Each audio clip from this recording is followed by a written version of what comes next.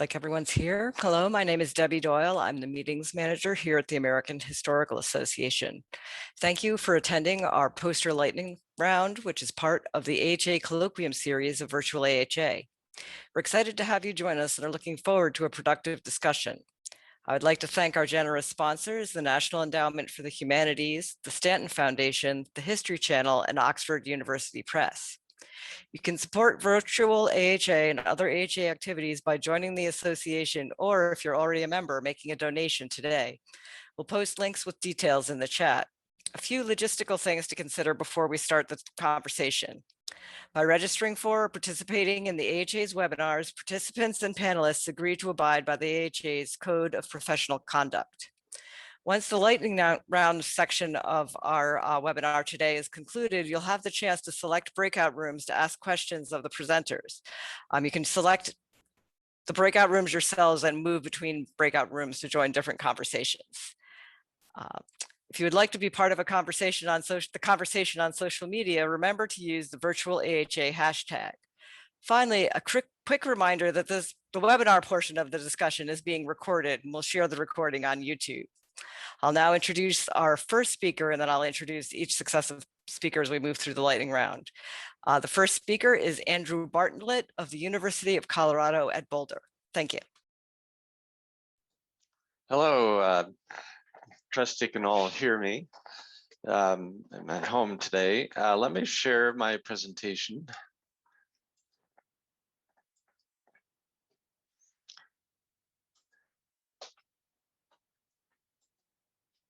Okay, my slides are not too colorful, but anyway, my project is adapting family trees for the web.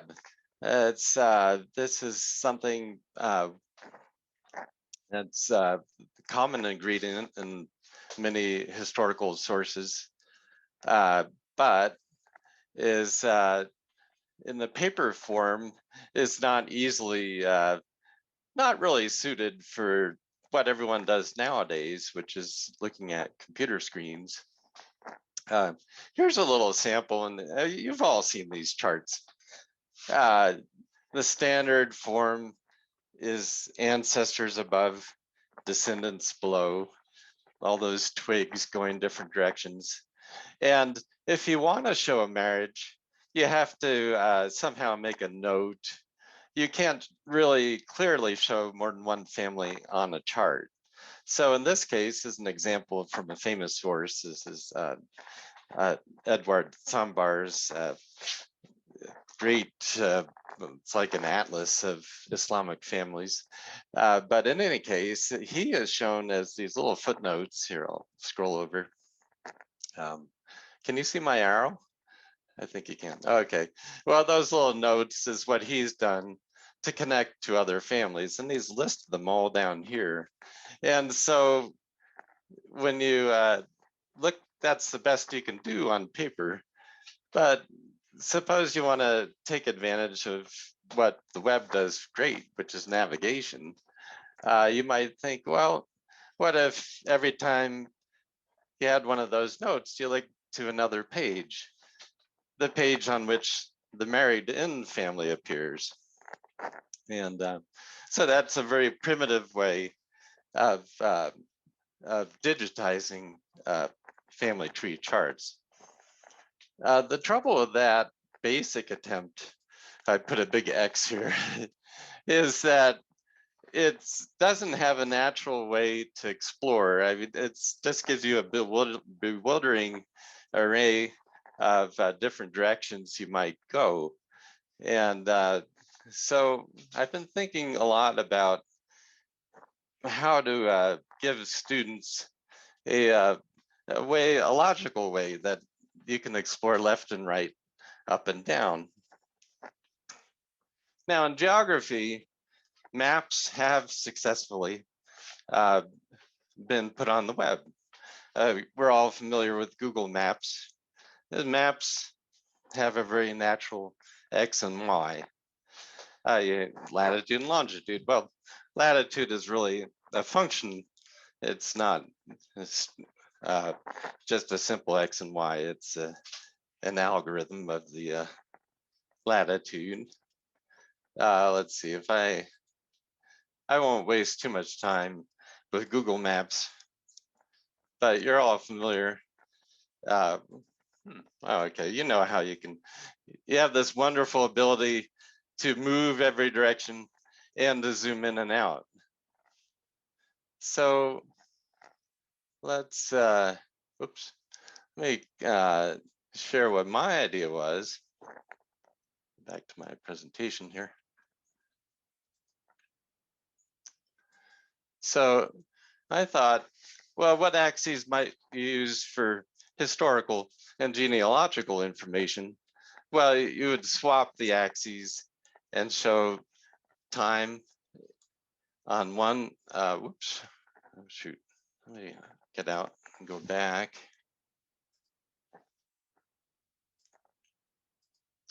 Okay, let's share here. Okay, there we go. I'm sorry, as didn't have the right thing on the screen. Okay, so supposing that you made X time and Y kinship.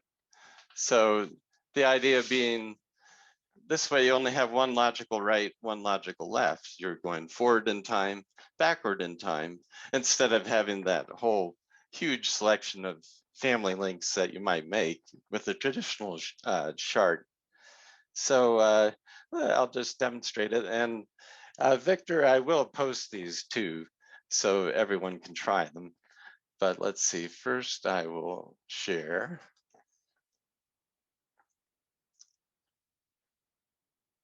So here's the thought.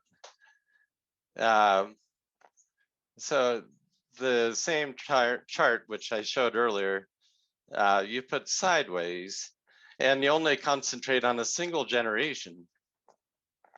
Then you can go left if you want to go to the previous generation, back right if you want to go farther, more recent.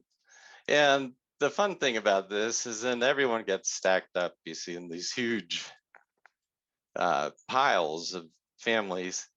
And you get an idea of just what a certain generation was doing, how they were relating to each other. And let's see, I'll go back here. And so it really, it's just amazing how much this just goes on, depending on how much you want to read. But in any case, I'll put the sample on the web. So let me go back to my presentation for a sec.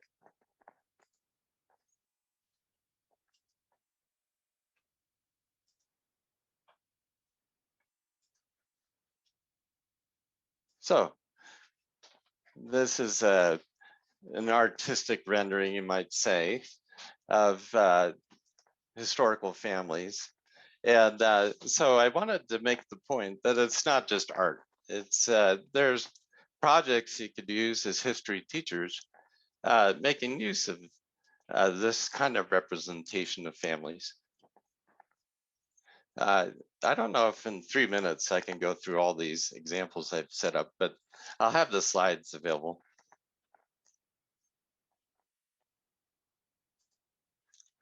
Here, this shows, if any ancient history fans here,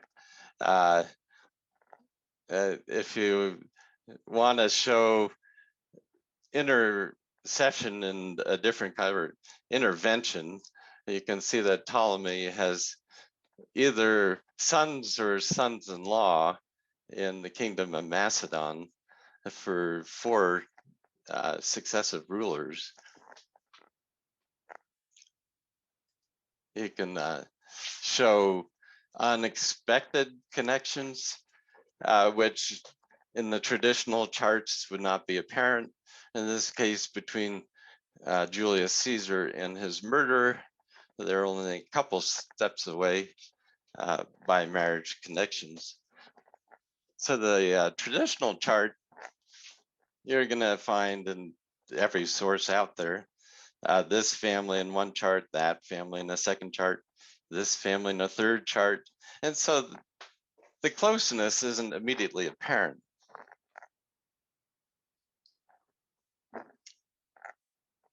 Let's go to another. Sometimes connections which are not immediately expected between Catholics and Protestants in this case, what they share in common being the common enemy who's right down here. So it's fun how alliances appear, and maybe alliances not all commonly known. Let's try another. So in the elective offices, Podesta, medieval Italian city, was run by Podestas. Incredibly short elected periods of 6 months. Can you imagine trying to get anything done in 6 months?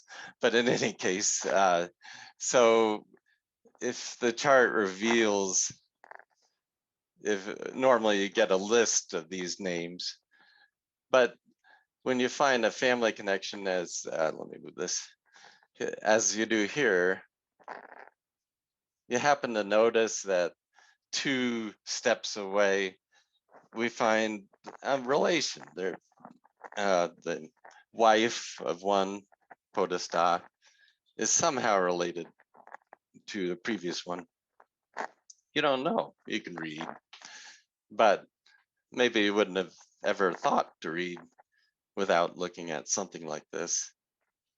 I'll just go through some fun ones. Here, there can be no coincidence here that the bishop, yes?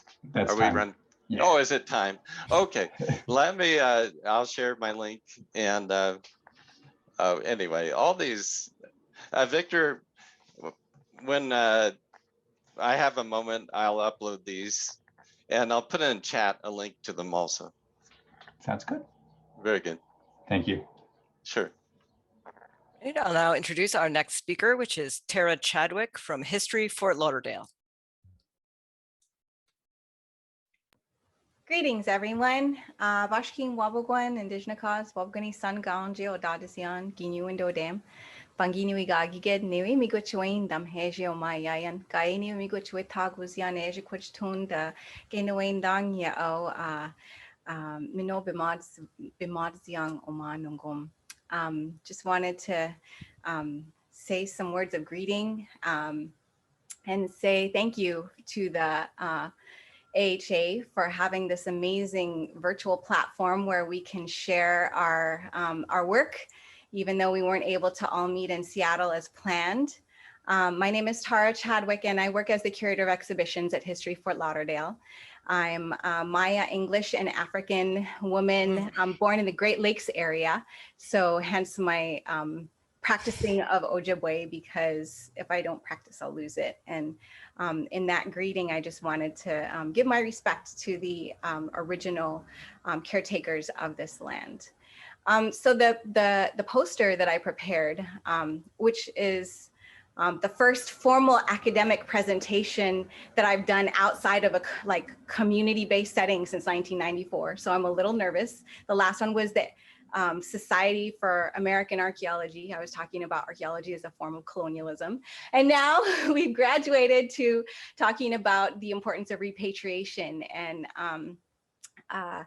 I wanted to use my, my lengthy experience in the museum and community field to really to give you some encouragement and advocacy, in your organizations, in your institutions, in your classrooms, to encourage this discussion of repatriation, which of course is legislated within the United States. For any institution that, any nonprofit that receives federal funding, you are required to create a NAGPRA summary. So that will apply to a lot more institutions now because of the CARES Act, in the last 24 months. But internationally, the laws are a lot a lot different. There are laws that govern international repatriation, and really I had to look all of this information up when History Fort Lauderdale got its first federal funding 2 years ago, and we had to create our NAGPRA summary. And so we started with creating our inventory of artifacts that may be considered culturally significant. And then we began looking at some of the items that we were preparing to deaccession from our collection. And one of those items was the bell, one of 400 bells from around the world. It was one of the very first collections that was ever put on display at History Fort Lauderdale. It was donated in 1961. And so as part of that process of figuring out, okay, how do we properly, dissolve this collection, that's when I began to look at those international laws and see, okay, what recourses, what options do we have here? So I'm going to go ahead and share my screen and show you the poster. I'm still a Zoom novice, so please bear with me. Okay, so let's see. So what my poster is really, it is a, it's an expansion on the process. So this is a picture of the bell, the copper bell. And this little area beneath the bell is actually a snippet from the formal invitation. So really what we had to do was first identify the bell. It had a little tag that said 800-year-old Aztec bell. So that, that gave us a little hint of where to start.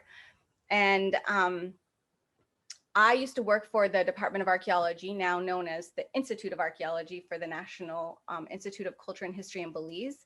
And so I had some connections in the field, of people who have worked with copper bells in Belize.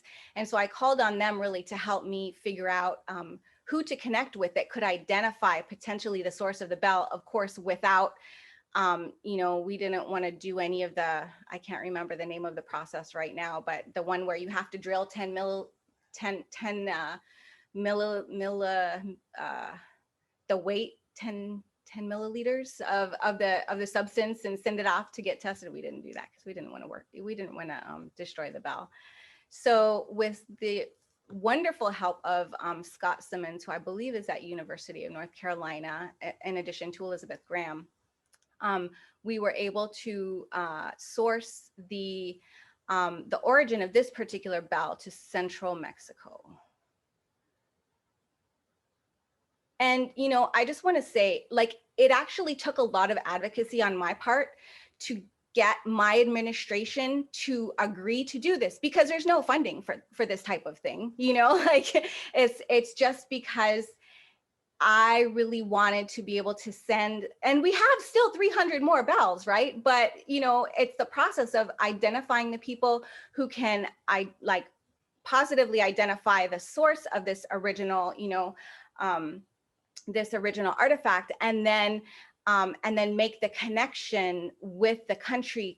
So what had to happen is, I had to, once we found out it was potentially, a Huastec, a bell of Huastec origin, I Googled, maybe there's a Huastec museum, and lo and behold, there was. I was so happy. That was like the best Google search ever.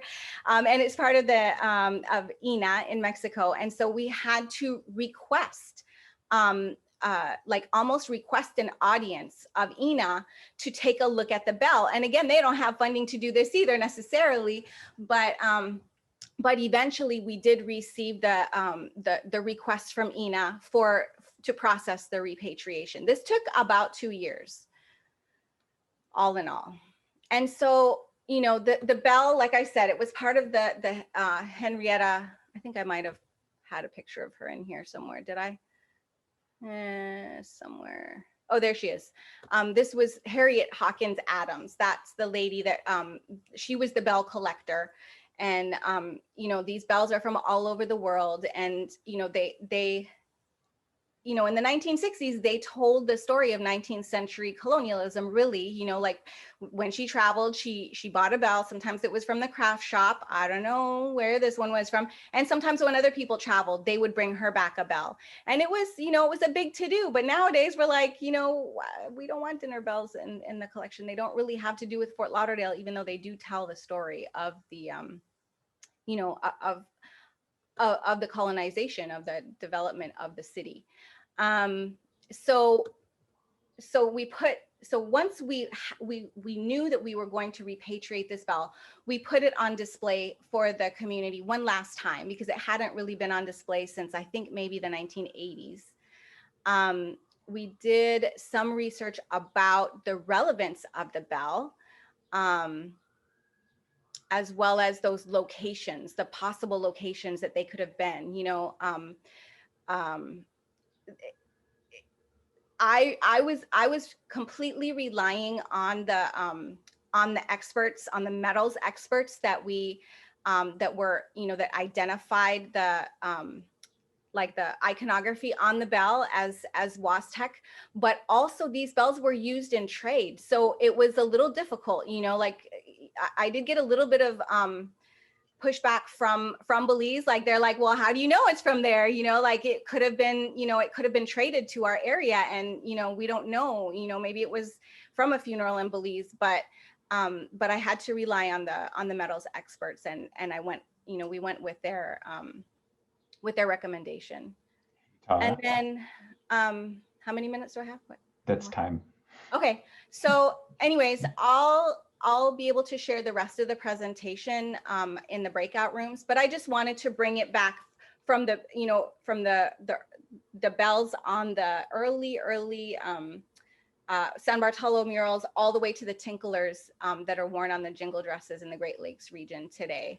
So, and, you know, it was really fun. I mean, that's the thing about the repatriations is, you know, we really used it as a way to bring the community together and to use the museum and its collections as a hub for discussion about how we can be good citizens to each other. Thank you. All right, thank you, Tara. Our next speaker is Rachel Deblinger from the UCLA Library. Hi everyone, I'm Rachel Deblinger. I'm the director of the Modern Endangered Archives program, which is housed at the UCLA Library. It is, I'm gonna share my screen really quickly just with the poster you would have seen in person. Hopefully you see it now. So the Modern Endangered Archives program is a relatively new granting program at the UCLA Library. We're funded largely by the Arcadia Fund out of the UK. And if you are familiar with any materials from the Endangered Archives program at the British Library, we are built along the same model. We fund projects around the world that digitize and document at-risk cultural heritage materials from the 20th and 21st century. So what that means is that we solicit applications from all over the globe, and then we work with a board to select and fund projects that work with a range of materials. So ephemera, print, photography, film, video, audio, digital materials. We have projects that are working with digital photography and social media content. And our projects kind of range from documentation work, so they're organizing and collecting and cataloging materials that haven't been properly organized or cataloged before, or to full digitization projects. So teams are setting up photography labs or video conversion workstations. And we work in a post-custodial mode. So that means that we fund work that happens in country, and all of the materials that are being digitized and being documented, they remain under the stewardship and under the ownership of their primary home. So whether that's an archive or whether that's a community or whether it's an individual home, we kind of allow a whole range of relationships that occur on these projects, but they all sustain community ownership and authority. So the documentation as well in creating the the metadata that will eventually get published online. The communities determine what kind of language is used to describe their collection, what kind of abstracts are created, what kinds of terminology are used along the way to make their materials findable and searchable online. The UCLA Library not only funds, and the MEP program not only funds the digitization, but we also publish the material online on an open access website. Hopefully you can see that as well. We currently have our first cohort of projects up online, and you can explore some of the materials and some of the projects. Our second cohort will be going up online soon. And we are currently evaluating our third cohort. So applications are in for our third cohort of projects. We will be open for 2 more rounds of funding. So there'll be additional funding available starting in the fall of 2021. You can find more information on our website, or you can email me. I'll put that in the chat in a bit.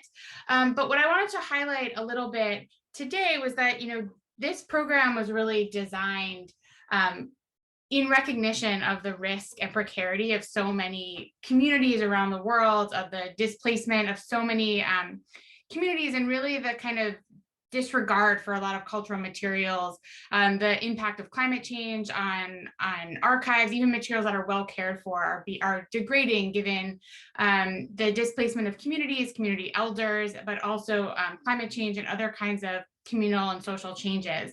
And yet the COVID-19 pandemic still kind of upended a bit of our work, as you might imagine. And we initially thought that a lot of those difficulties would come from travel. We thought that people would be really hindered by not being able to bring in experts, by not being able to meet with their project team or bring in trainers, which is how a lot of the projects were initially designed. But what we found was that a lot of the projects were able to adjust pretty quickly. They were able to create virtual training opportunities for their teams, but they were often unable to procure the materials they needed in order to do the work. So cameras that we would recommend were no longer available for purchase. We had a couple of project teams who couldn't find acid-free folders because the airports in their local regions were closed down for many months. The factories that would create certain kinds of materials that were necessary for this preservation workflow were just not available. And so the delays have been in some ways really unexpected to us about what has been causing delays. And then different parts of the world have been able to restart these projects at different paces.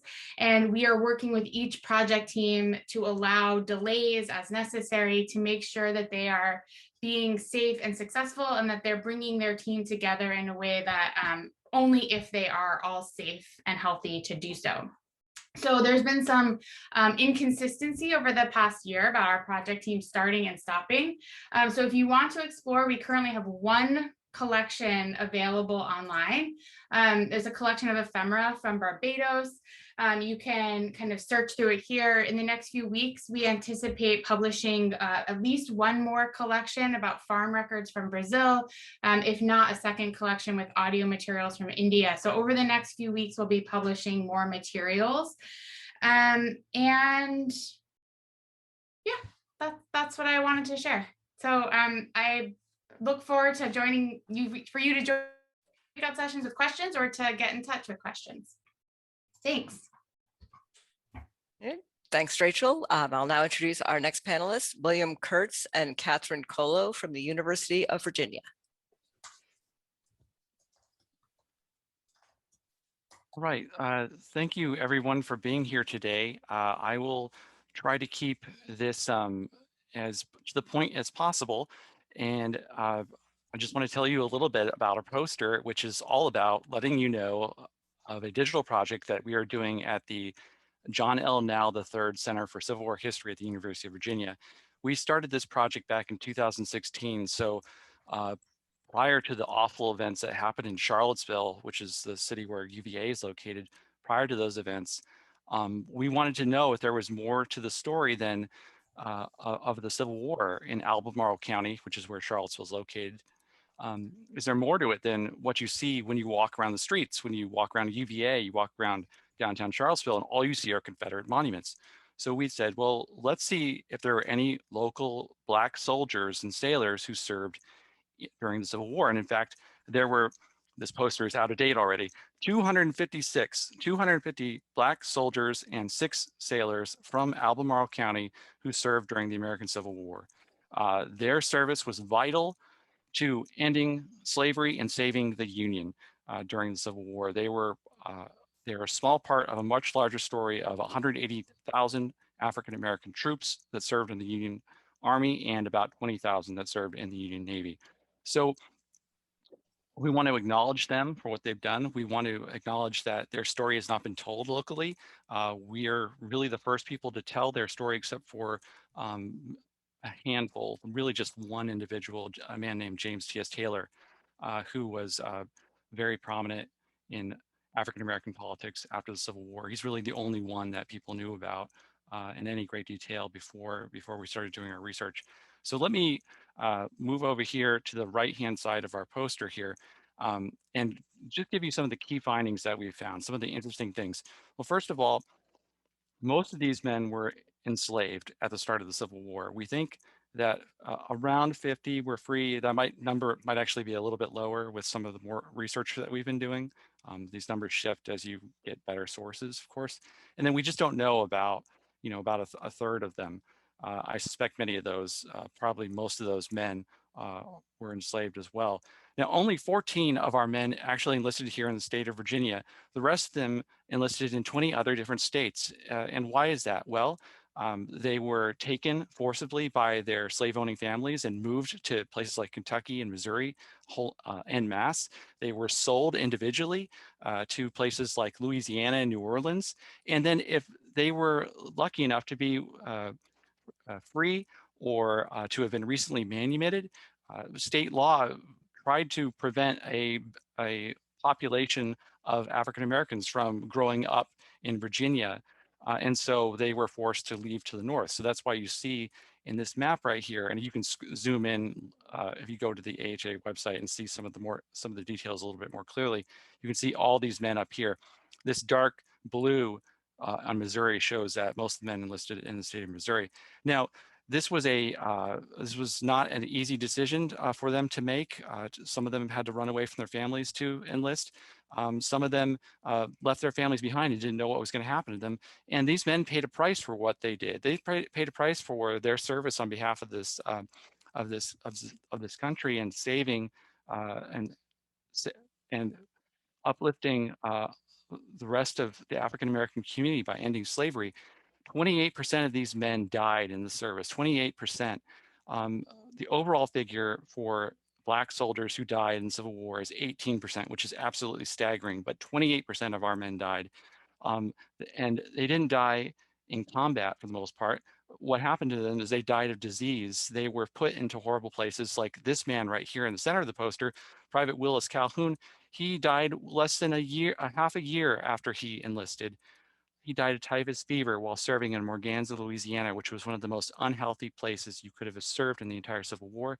Why was he there? Because Union commanders thought that African Americans could deal with those awful conditions in Louisiana in the swamps better than white soldiers did. And so a lot of our men, Calhoun's from Missouri, a lot of our other men are from Missouri as well who served in Louisiana, and this helps to explain why our death rate is so staggering. If there's any silver lining to this story, these men, they didn't die. They carried with them diseases, disabilities throughout the rest of their life. They suffered so much, and as a very small, inadequate gesture of the country's gratitude, they received pensions from the government to help support them and their family in their old age, especially those who were disabled. And a previous study found that only 75% of African-American pension applicants received any money from the US government. Well, our men were 93% successful, 93% of them, and their widows were also more successful than most Black widows in applying for a pension. So it really, to me, underscores just how much these people, this group, this previously unknown group, suffered on behalf of, as a result of their decision to enlist in the Union Army or Navy. They really paid the full, the last measure.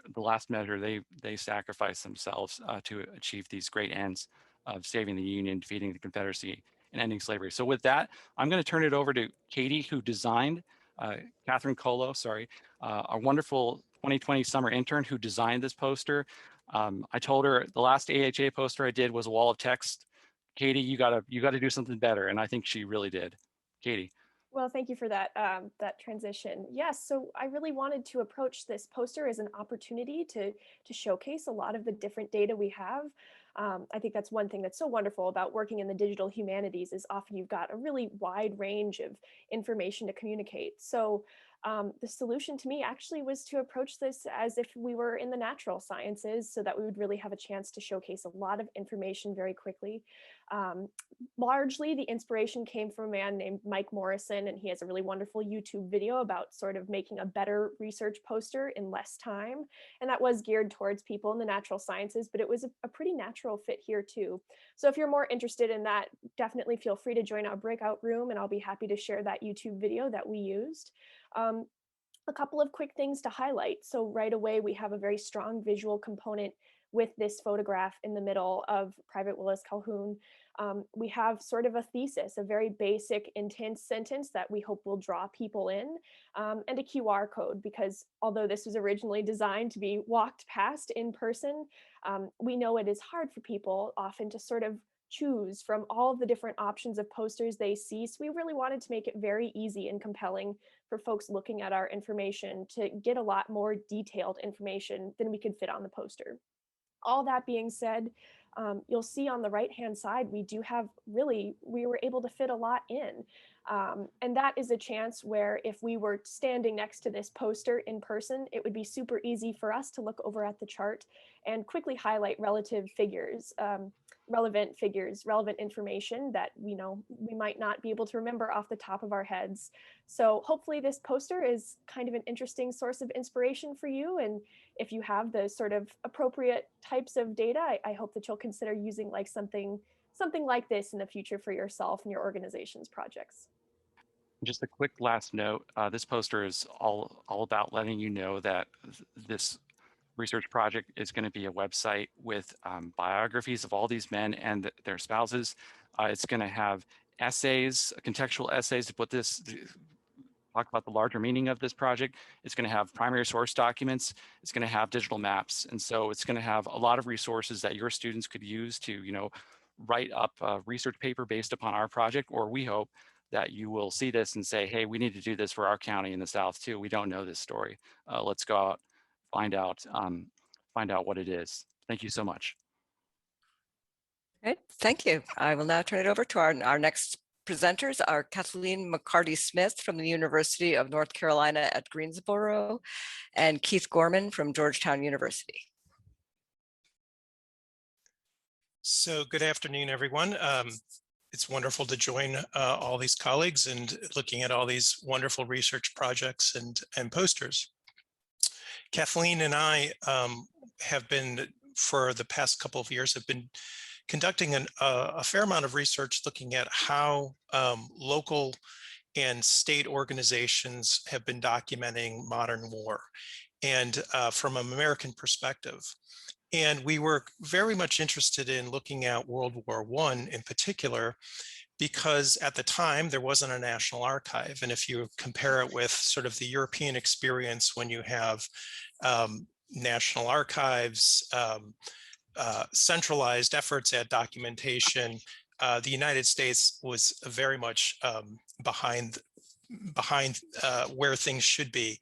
And what's interesting about the United States is they came to the war quite late in 1917, April of 1917. So for a time, they've been historians, archivists were looking at what sort of documentation strategies were being carried out in places like France or England, Germany, Italy, and even Russia, and in considering what they would do. And without a national archive and without national archival standards, the question for many archivists and historians was, how are we going to do this? How are we going to try to capture the material for both maybe memorialization, possibly for the crafting of immediate post-war histories, and then future scholarship along the way. So we initially looked at our research focused on a state, North Carolina, just as a case study to consider what sort of strategies were going on shortly before the war was declared, and then immediately once war was declared. And then we branched out and looked at some other case studies from other states, both in the Northeast as well as in the Midwest. And what we found was it really depended on institutional culture, the political context at that time within a state, funding for sure, and what sort of infrastructure was present. In the case of North Carolina, there was no funding for this effort, and so it was during the war it was a voluntary effort. They created a historical commission like many states did, but they were reaching out to important stakeholders, important representatives of various communities, and asking them to submit materials. Well, that didn't really go very well. But what we found fascinating was that there was this conversation going on amongst historians within the AHA, but was also within the archival community, where people were both corresponding and creating pamphlets about documentation and documentation strategies. And they were thinking about it in real time, how to do this in documenting the war experience and home front mobilization. But they always were looking sort of a little just ahead of what would the post-war experience look like? How do we really retain materials, preserve the materials, and then ultimately make them accessible? For some folks, it was a very narrow focus of thinking about it entirely in terms of scholarship. But a number of archivists really had a kind of a broader view and thinking about it in terms of a public experience. And that this was sort of, this with home front mobilization and this mass mobilization, that access to materials would really have to be a little different from what had come before. It wasn't just going to be used by lawmakers. It wasn't going to use just serious scholars, that the community itself might have access to that.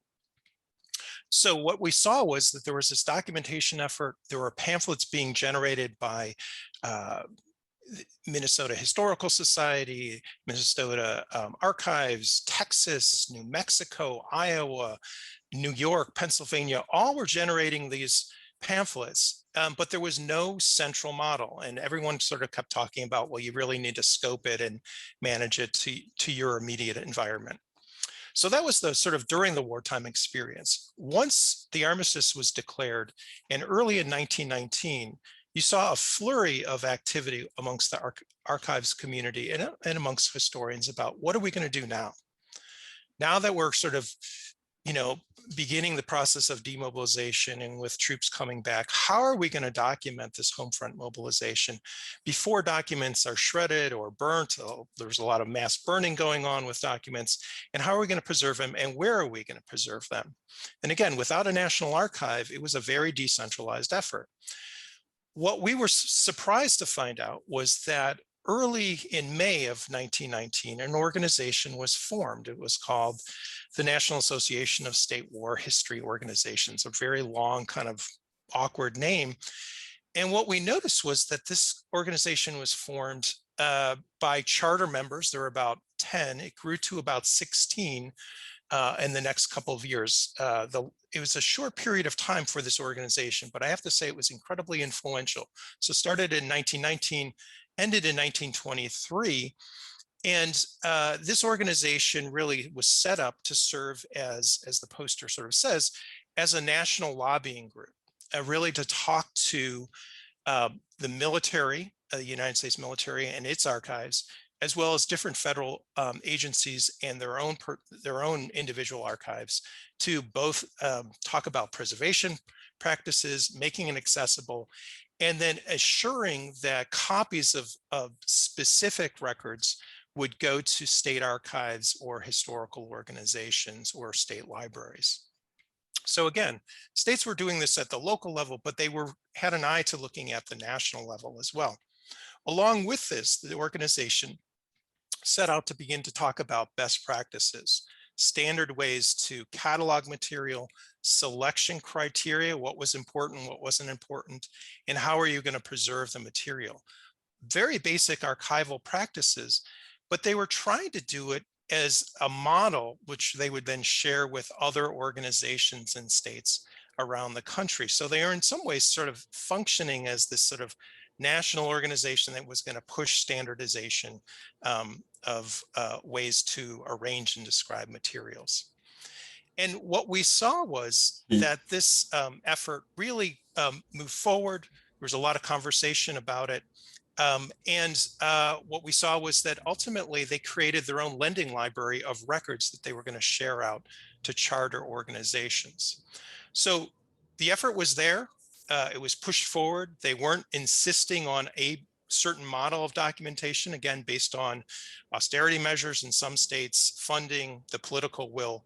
But they all agreed on sort of 4 core areas that they were, why they were collecting, which is the kind of core question for us. One was memorialization. They recognized that all states wanted to memorialize this big effort, this war effort, and the sacrifice that was being made, both in terms of loss of life as well as the sacrifices at the home front. Another big effort that, another reason why they were doing it. Keith, I'm going to have to Sure. stop you there. Sorry.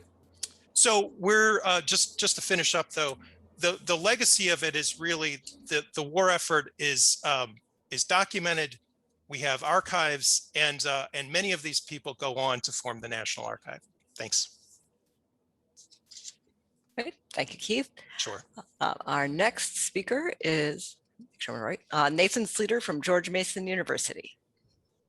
Thank you very much. Thank you everyone for attending, giving us a chance to talk about our projects here. Let me share my screen.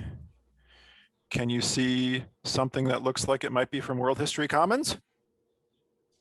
Then I'm succeeding. All right.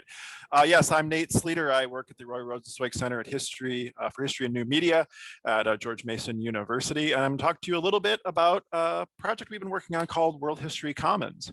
The background of this project is it's an NEH funded project, and what it does is it takes material from websites that we've created over the years. These websites were all dedicated to teaching world history, providing free, high quality resources for teaching world history to teachers and students. They go back 10, 15 years, and they're wonderful resources, but they're also 10 to 15 years old. And if you looked at them, they look like they're 10 to 15 years old. So this project takes them and puts them on a new platform that's sustainable, also updates the design to make it look like it's not so old.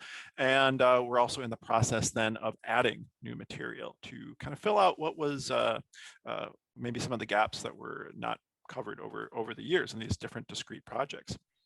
This is all funded by the generous funding from the National Endowment for the Humanities.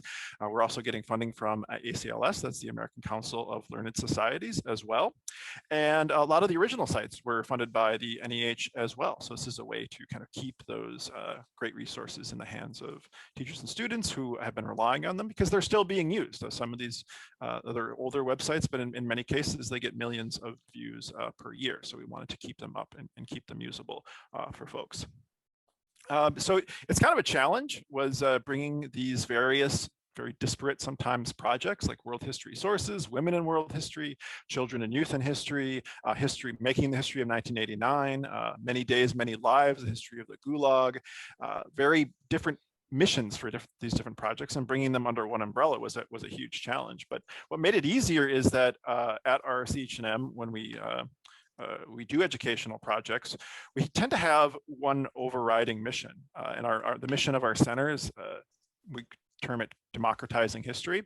And the way that works in education, from my point of view, is not only making good resources freely available on the web, but also to try to model for teachers and students how historians approach evidence.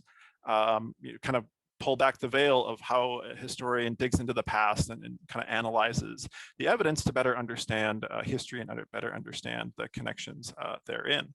And that's something that really unites all of our projects. It's something we really really believe in. So that's one thing that united everything here. And then in world history, the extra challenge, especially from my mind, I'm an American historian. I wrote a dissertation on the United States, a relatively small place that took place over only 5 decades. But when you've got world history, you're talking about all the world, which is a big place, and then often centuries of time. It's absolutely pretty daunting to try to teach this, especially considering the folks who are in our main audience, who are world history teachers teaching survey courses, maybe at the beginning of college or at the end of high school, might be trained as American historians or have an American history background. So we really wanted to try to make that more clear. How do these world historians do it? How do they come up with these connections that unite disparate places? So that's what everything under this site is kind of dedicated towards. We've got 4 main sections. One is sources. We've got a lot of primary sources on this website. We're aiming for 2,000. I think we're pretty close. Each one is annotated by a scholar to kind of explain the details, and so you can use it in class. Students can use it. They can kind of dig into this really engaging source material. We've also got a section on teaching. We've got almost 100 teaching modules that are also primary source based. So it can guide teachers, instructors through teaching specific topics in world history. We also have methods, a methods section, which deals both with engaging with particular kinds of sources, and then also kind of these short essays, relatively short essays that explain things like commodities. Like, how do you understand the world through something? Well, you can understand it through commodities or environmental history or ecological history or disease. These things that connect people across borders is something that we wanted to have scholars explain to folks, because it's kind of hard. It's hard for me to wrap my head around. So it's hard for, I think, students and instructors to wrap their heads around as well. And then we also have website reviews. These are guides to other free materials on the web that teachers can make use of from the perspective of someone teaching world history. So we have a kind of a gateway to accessing other guides, other resources on the internet for world history teachers. And finally, I'm going to ask for help. We are continually adding materials to this site. We would love new ideas. We would love, if you wanted to build a teaching module around, say, a Mesoamerican bell, I think that would be fantastic. It's a fascinating connections going on there with repatriation. So we definitely want to encourage folks to sign up. That's our bit.ly link there, WHC help.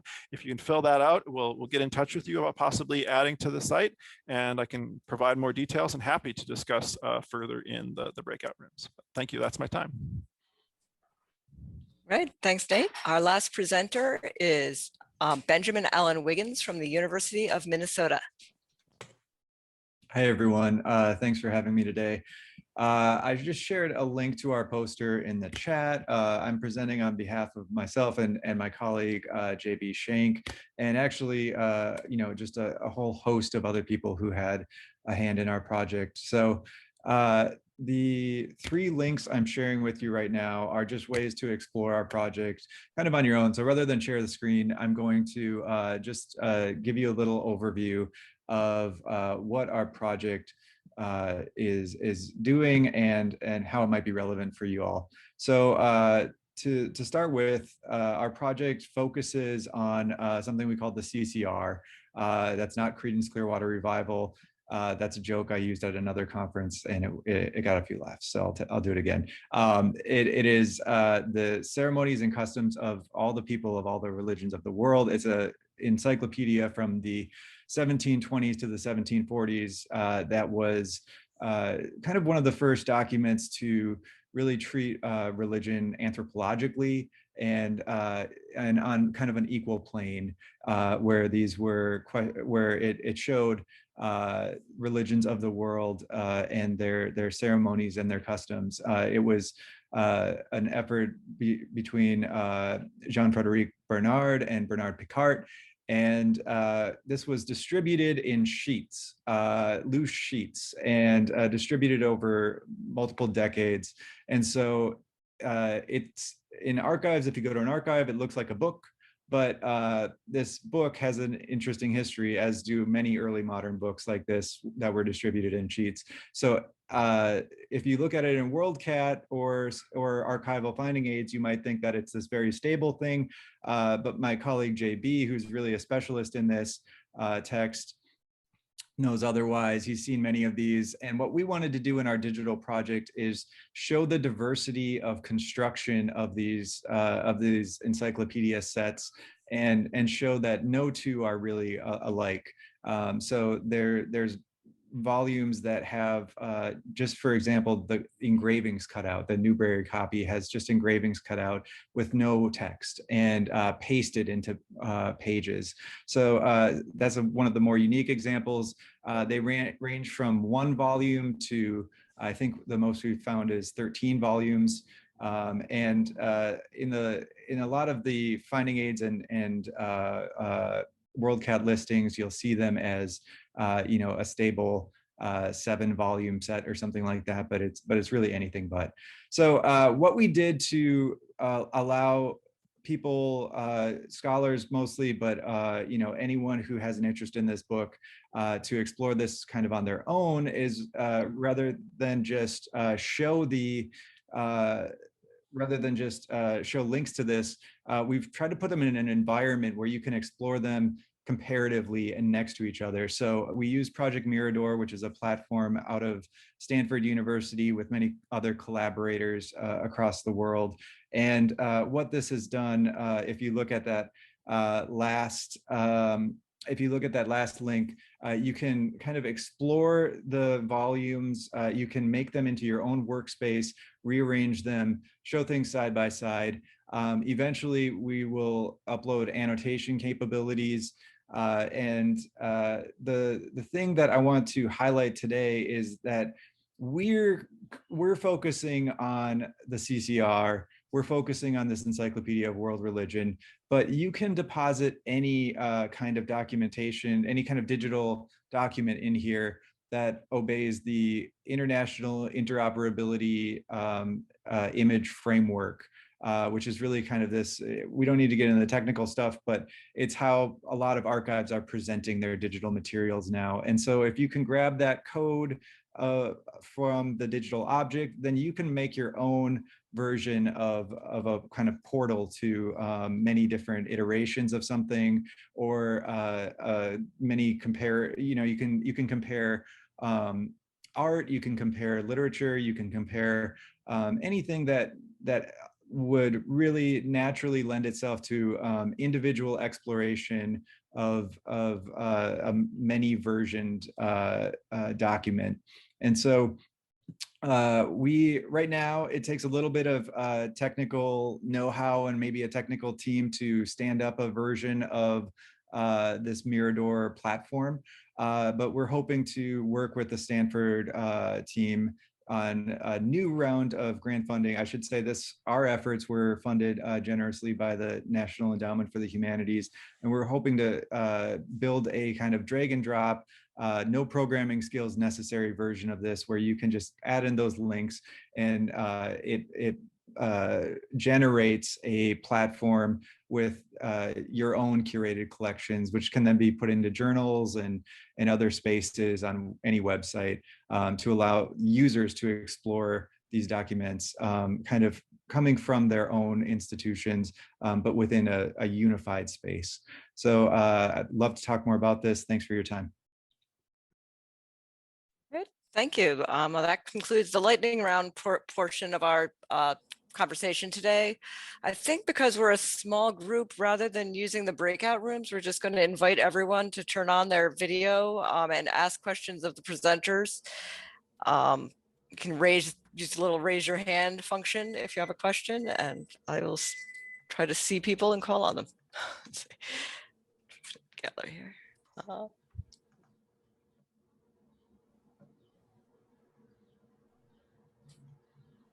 Let's see. Does anyone have any questions? I'll also encourage the presenters to ask each other questions since oh, sure, Rachel. Yeah, thanks everyone. I had a question for Will and Catherine. Actually, you had a really good explanation for why you thought the mortality rate was so much higher for the group you were looking at, but how are you thinking about their success rate in securing their federal funds? Why do you think they were so much more successful than other groups? I think it's because they had a stronger case. I mean, so many of unfortunately, because so many of them died, their widows had a strong case saying, yes, I'm bereaved. He was my only sole, he was my sole means of support. So you need to help me because he died. There's no, after the war, they would say, well, maybe your husband, died because of something bad he did after the war. But well, if he died during the war, there's no argument, right? And then uh, you know, because these men also, a lot of them came from Missouri. A lot of them came from the same two slave-holding plantations, and because they all came from the same place and knew each other, they were all helping each other out with their pension records.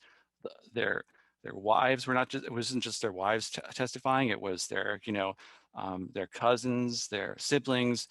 It was a community of people who have gone through this experience, and you see again and again in the pension records. I remember that from the other pension record for Richard Carter, and there's one for Joseph Carter. And guess what? Joe is testifying on behalf of his friend Warner Carter, or his brother. Sometimes it's a little bit difficult to tell the exact relations unless it's explicitly stated. So there's this, again, intense suffering. It's documented, and again, they have a demonstrable need, those with those disabilities, and then that community of people, especially from Missouri, that knew each other, they helped each other get pensions. You really see the Black community of this area. It's recreated in these pension records. It's absolutely incredible. Thank you. Mm-hmm.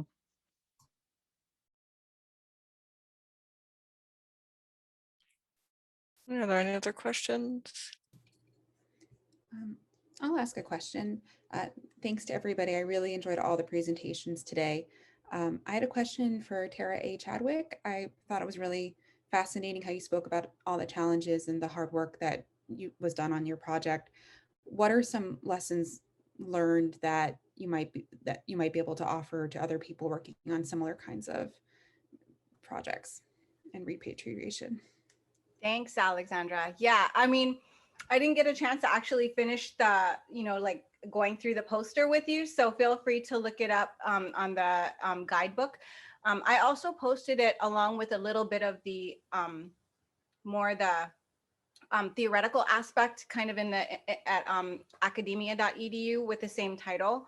But one of the things that resulted in that effort was the following year, last year, almost around this time, just before the COVID crisis began, I think it was February 19th or something, we got a call from the consulate in Miami. The Mexican consulate is in Miami, which is, like, I don't know, half an hour drive if there's no traffic, 3 hours if there's traffic. But they asked us to come and help them with a repatriation that they were doing through the FBI. So there are some laws, and so they had received this, it was a 50-year case, and they received this cache of, I don't even know how many there were, 400 coin axes, so they were asking for help on how to prepare them and how to get them ready for shipment. And so even though there was really no funding, the lesson is that, because we did that, because we were able to do the effort, and because we chose to take a community approach, we made relationships with the local, taco place who donated food, and the dancers who come now every time when we do our Day of the Dead exhibition of community ofrendas, and the Canadian consulate, and so then the next year, we got all of this press because we helped with the FBI, the FBI case. So there wasn't, a tangible, because it's hard, right? Like, that's an asset. Like, the museum is willfully giving up an asset, and, we didn't get it appraised or anything because really, there is no amount of money that can really say how much an artifact is worth, especially to, you know, to the people who created it. But it's really I think that for one thing, it helps move this, because we're a 60-year-old organization. So it helps move us into a future where we acknowledge and we realize that our values as a society have changed and continue to change. That's one thing. And so we become more relevant to the current population. We didn't get a whole slew of members, but I'm convinced that the future members, you know, like that will come, you know, will be more based on the work that we're doing with that and with the others, you know, even though it's a very slow process, because I have to find time when I don't have 800 other grant reports and, you know, exhibitions due to work on, okay, who's the next one? And it's also a continuous relationship building, you know, because I'm like, okay, well, I could call the Royal Ontario Museum and ask them if they could, you know, help us identify these other ones, you know, but that's going to take resources away from them too. So let me see who in the community I can reach out to and build a relationship with so that they'll be willing to come in and help us identify the Thai bells or the African bells or the, you know, bells from, well, the Netherlands now. That's probably a place to start because I think their government is actually funding repatriation now for the first time. So that, yeah, actually, yeah, thanks for asking that question. So yeah, it's a hard process, but it's amazing. Right now I'm trying to convince the Florida Museum of Natural History to repatriate a stela that they have in their collection, which moving a stele back from Florida to Mesoamerica is going to be a little, I might have to get some more shipping partners on that one. But yeah, it's just, it means so much, you know. When I worked in Belize, I was trying to get a picture of a ball court marker from the Peabody, and I couldn't get it. They wanted me to pay $400 for a picture of a ball court marker that they had removed in, you know, 18 whatever. And it was so frustrating, you know. Now it's on view. Later in 2012, I worked with the Science Museum of Minnesota on a traveling exhibition of Maya art. And so now it's on view, you know, throughout the United States. And I took my own picture of it now, so that was good. But it's, you know, it's a process. It's a long process, but it's fun. And it's, for me, it's really fulfilling. So that would be my biggest lesson, is it's an amazing chance to make partnerships and to build authentic relationships, because that's what you need. It can't just be only in paper. I mean, it could be, but it's boring that way. Thank you. Looks like we have a question from Matthew Keogh. Hello. Thank you again for everybody who participated. I did have a specific question for Keith Gorman. I think at the end of the presentation, you mentioned that the Veterans Archiving Project, one of the legacies is the creation of the National Archive. So I was just wondering, you kind of got cut off there. So I was interested to see if you could explain more about that connection. Sure, I appreciate that. Yeah, so a number of the archivists were working together to talk about standards and how to collect and where to collect.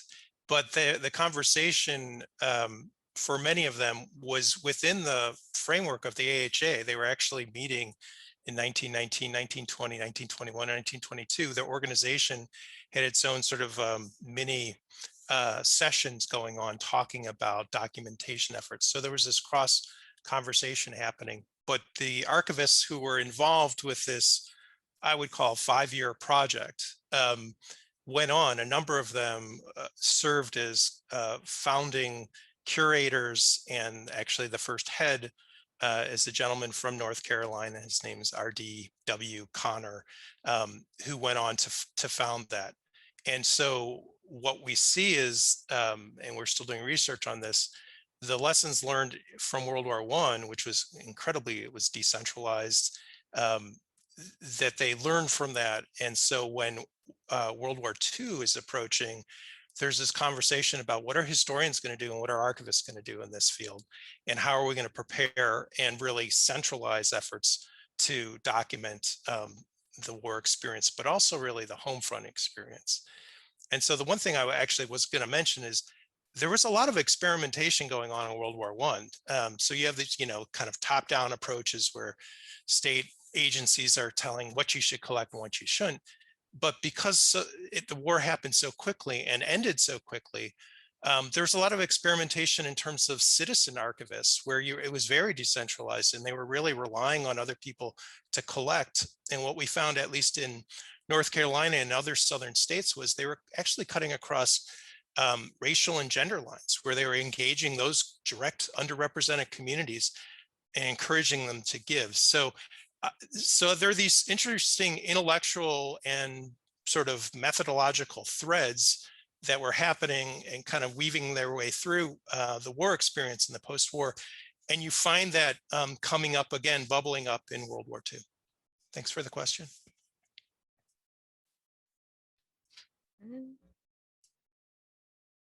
Grab any other questions? Well, I think it was interesting that this was a poster session, which could be a bunch of disparate topics, but we did seem to have a theme emerging of how to preserve, document, and communicate historical information. So it was a really interesting conversation. I'd like to thank all our presenters today and let everyone know that a recording of the webinar will be available on the AHA's YouTube channel shortly. We also have recordings of past virtual AHA events on the channel as well. Thank you again to our generous sponsors, the National Endowment for the Humanities, the Stanton Foundation, the History Channel, and Oxford University Press. Thank you again to all our panelists today and have a great day. Thank you. Thanks.